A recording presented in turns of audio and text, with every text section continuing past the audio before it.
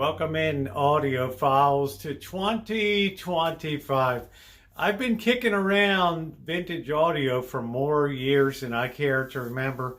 And as I start my 13th year here on YouTube, vintage audio continues to be one of the backbones of the channel. You can see behind me the fabulous wall of sound featuring some of the keystone products that helped make the golden age of stereo and high fidelity from about 1959 until 1980.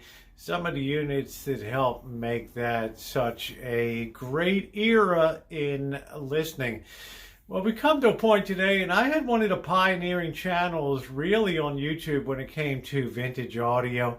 And now, for lack of a better way of putting it, vintage audio is really, really hot.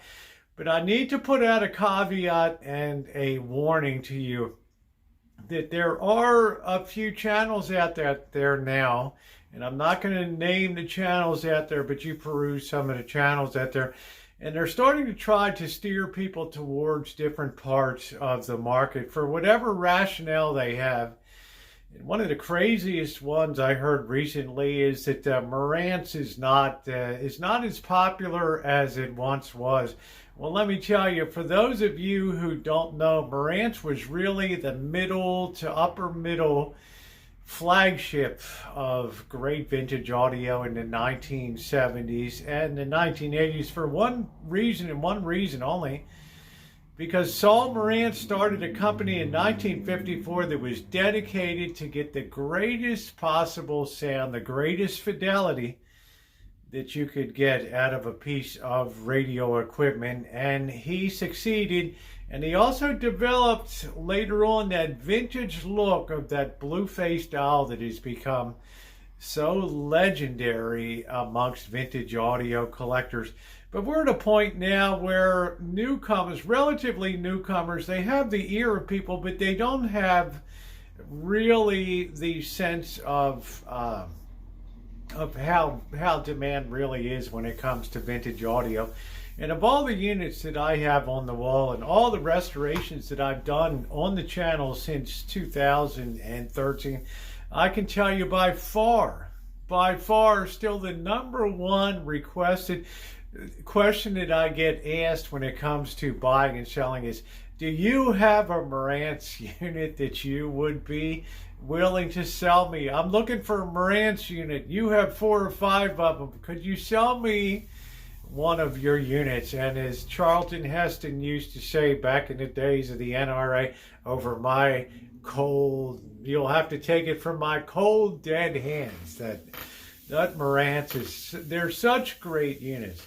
So I'm putting out this warning today. Do not be fooled.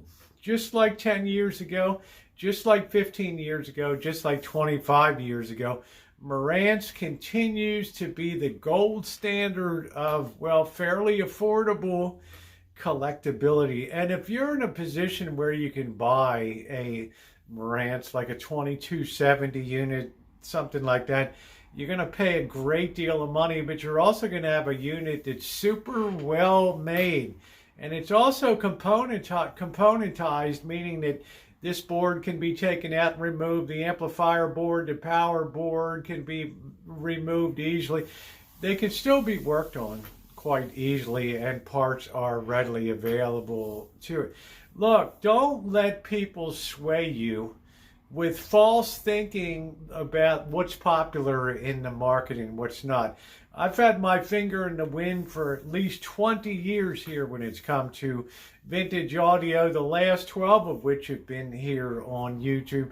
And I can tell you the enthusiasm for Marantz, if anything, it's gotten stronger over the years. So don't be swayed by people trying to convince you that this is now becoming a dead area of the market. It's still the most number one demanded area and manufacturer of vintage audio because it looks cool, it sounds great, and most of all, if you're a collector and aficionado, it holds its value. Very likely, on an open competitive market like eBay, a Marantz unit buying and selling If you buy one today and invest the $500 to $1,200 into it, you're probably very likely going to be able to get that out again and possibly more when it comes time to sell it. In the meantime, you have a piece of cool, right? You have something few other people have today. So don't be fooled by the self-appointed big shots in the vintage audio, the Johnny-come-latelys out there that talk a good game, but they don't have the history behind the vintage auto to really understand things that are great stay great forever. Okay, it's the reason why they hold their value. Thank you, Saul Marantz, for starting this wonderful company in Kew Gardens, New York, a suburb up there in New York City.